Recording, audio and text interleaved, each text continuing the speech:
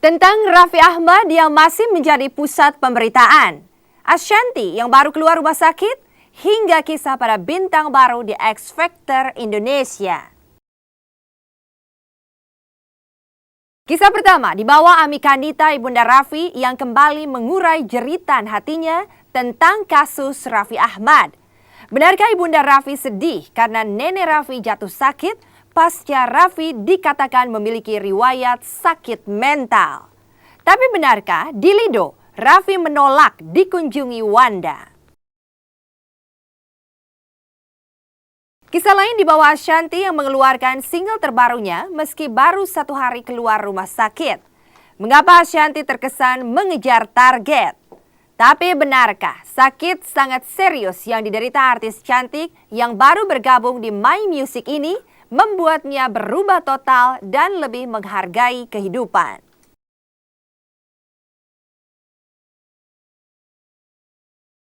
Sementara dari panggung gala show kedua X Factor Indonesia tadi malam, 12 finalis saling beradu suara emas.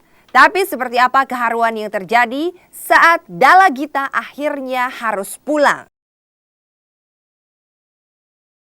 Seperti apa sebenarnya cerita dari para finalis X Factor Indonesia saat berada di belakang panggung? Benarkah Mika Angelo menjadi idola para finalis? Bagaimana kisah persahabatan di antara Fatin, Yohana, dan Shena? Lalu seperti apa cerita dari pasangan kekasih Alex dan Novita yang harus bersaing menjadi yang terbaik? Simak curahan hati Ibunda Raffi, kisah Ashanty, serta kisah dari panggung X Factor Indonesia. Selengkapnya hanya di Intense.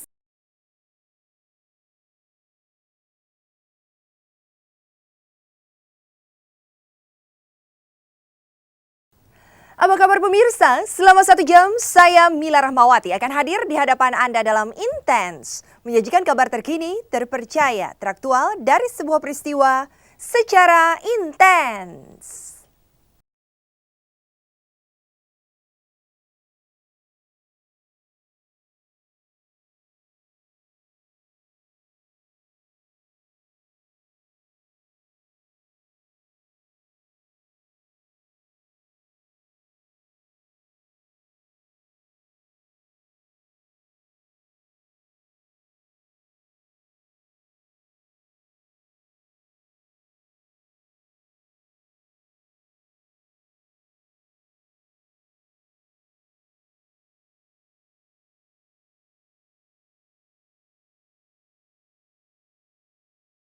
Ibunda Raffi Ahmad Amika Nita akhirnya kembali mengurai jeritan hatinya di tengah kasus Raffi yang tidak berujung. Apa kata Ibunda Raffi terkait perkembangan kasus Raffi? Benarkah sejak ada pernyataan tentang Raffi yang memiliki riwayat gangguan mental, nenek Raffi pun jatuh sakit? Lalu benarkah pula dari pusat rehabilitasi di Lido, Raffi yang sedang ditahan di sana ternyata menolak dikunjungi oleh Wanda Hamidah? Ada apa sesungguhnya antara Raffi dan Wanda kini?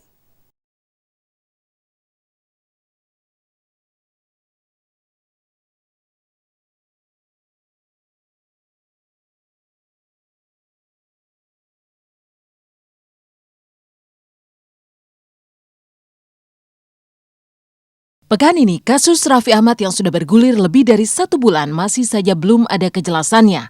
Tak tahan melihat keadaan Raffi dan proses terhadap Raffi yang masih tak menemui ujung pangkalnya, Amika Nita Ibunda Raffi kembali mengungkapkan kesedihannya. Inilah jeritan hati seorang ibu yang memang sangat resah dan gundah ketika melihat keadaan buah hatinya yang kini harus dimasukkan dalam rumah pusat rehabilitasi oleh BNN.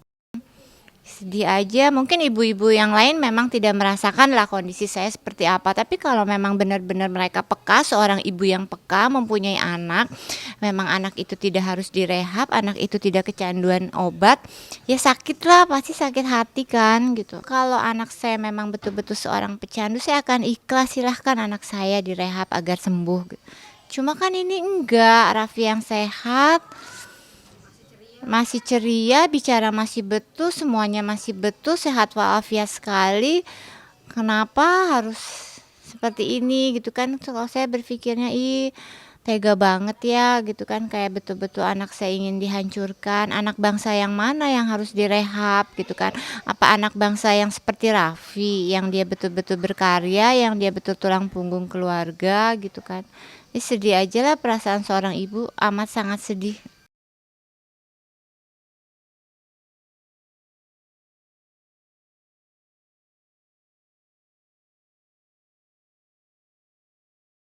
Sebagai ibu yang tahu benar siapa anaknya, Ibunda Raffi hingga saat ini memang tak pernah lelah memperjuangkan nasib Raffi. Dengan naluri keibuannya, Nyonya Ami bahkan masih sangat yakin kalau Raffi dengan kondisinya saat ini memang tidak perlu dimasukkan dalam rumah pusat rehabilitasi. Tapi keputusan BNN memang lain. Meski hari demi hari dan waktu demi waktu, Ami Kanita mencoba untuk terus dan tak pernah lelah mengetuk hati pihak penyidik. Lalu benarkah Ibunda Raffi tak bisa menahan lagi kesedihannya karena nenek kandung Raffi ternyata harus jatuh sakit dan masuk UGD hanya karena mendengar pernyataan tentang Raffi memiliki riwayat gangguan mental. Hasil asesmen Badan Narkotika Nasional, tim asesmen Badan Narkotika Nasional adalah ditemukan adanya riwayat gangguan mental dan perilaku,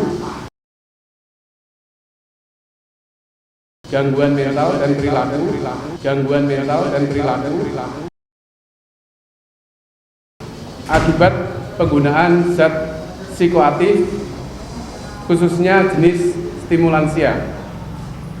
Oleh karena itu, tim asesmen menyarankan untuk dilaksanakan rehabilitasi medis dan rehabilitasi sosial. Iya, ibu saya sempat sakit, sempat dia masuk UGD karena dibilang katanya apa? Di TV riwayat hidup Raffi ada kecenderungan mental. Itu ibu-ibu saya betul-betul down sampai dia harus masuk ke rumah sakit karena memang ibu saya ada jantung. Ibu saya nangis terus, berdoa terus gitu kan. Kok sampai begini sih katanya orang-orang katanya. Kan ibu saya juga memang ada penyakit jantung. Kan kalau jantung ada pikiran sedikit juga kan mempengaruhi. Sekitar 5 hari lah ibu saya. Cuma karena mendengar cucunya ada kecenderungan riwayat hidup kelainan mental.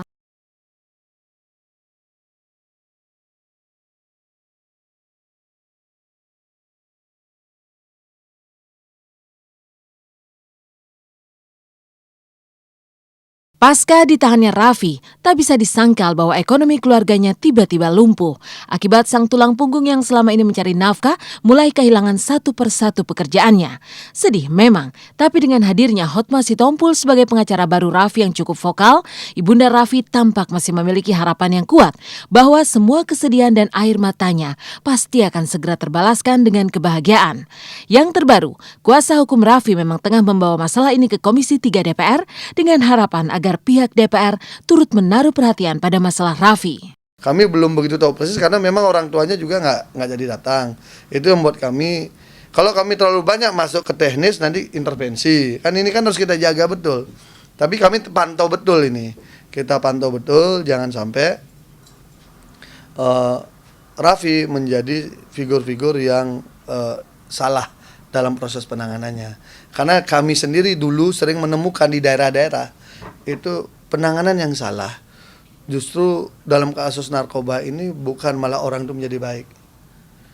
Cara penanganan yang salah seringkali menjadikan orang itu dari orang baik menjadi orang tidak baik.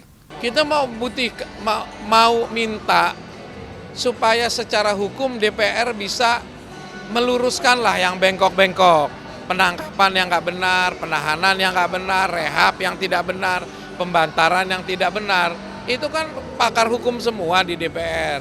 Mungkin kalau kamu tidak didengar, kami tidak didengar oleh BNN, mungkin dari Komisi 3 ada pengaruhnya untuk supaya BNN bisa berjalan sesuai dengan aturan hukum.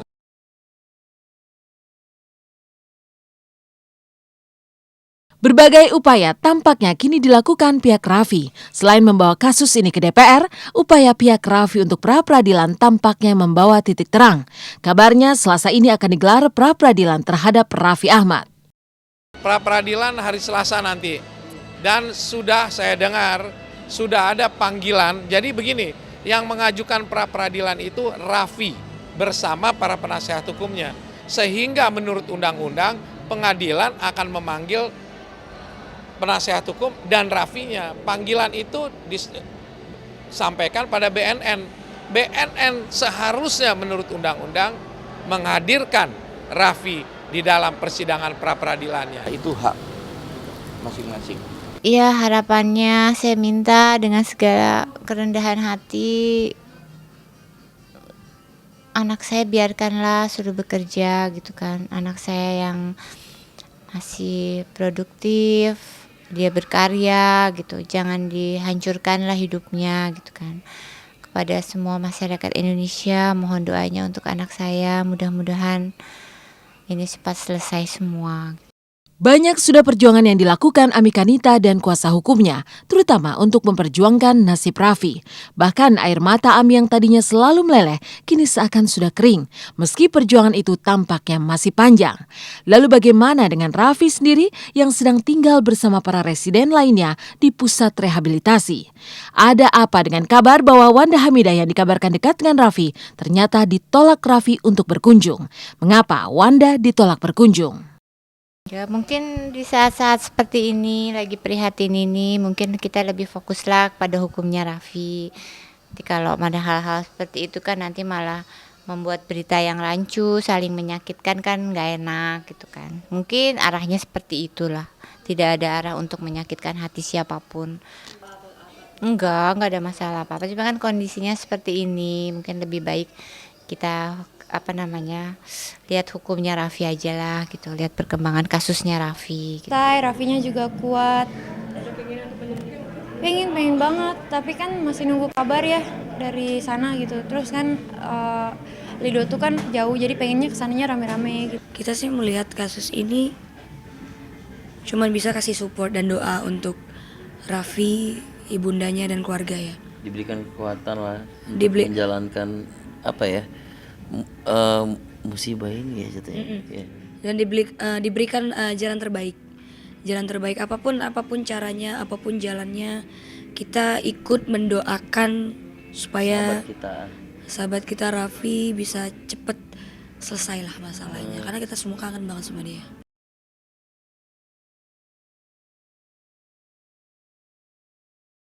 Meninggalkan kasus Raffi, penyanyi Ashanty yang baru pulang rumah sakit pasca menderita penyakit radang selaput otak ternyata sudah kembali beraktivitas. Kemarin Ashanty melonsing single keduanya yang berjudul Mengapa Oh Mengapa.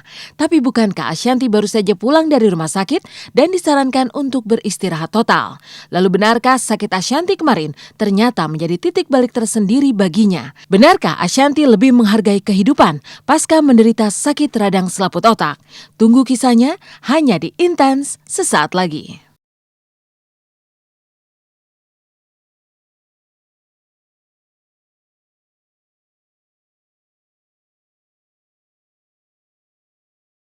Karena dengar dia ngomong begitu, jadi aku tuh jadi semangat lagi gitu. Jadi ya Allah, kok aku harus ngomong kayak gini, kok aku harus down, kok aku harus drop.